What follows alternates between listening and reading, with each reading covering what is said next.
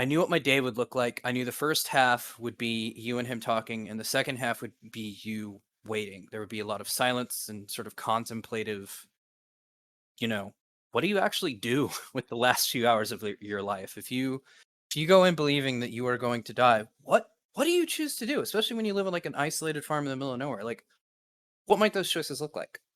Um, and so from there, it became a series of figuring out what the scenes were, what they did, and all sorts of other stuff. And since I come from like a movie background, I've got rules like that I've learned over the years, like begin every scene as late as possible and end every scene as early as possible, or no one tunes in for information, everybody tunes in for drama.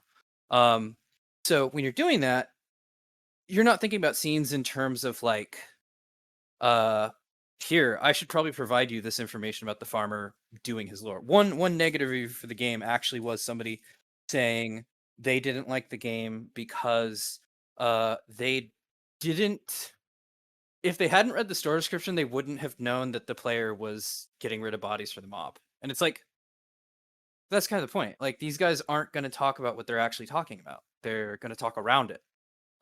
Which, you know, can you see how like decisions like that filter into how I end up shaping the game? Um, Absolutely.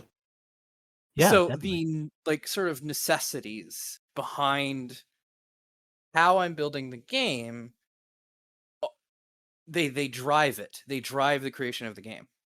So sometimes you are going into a scene trying to solve a problem.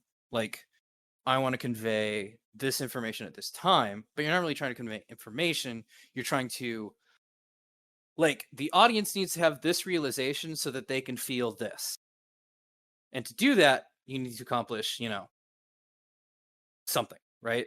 Mhm. So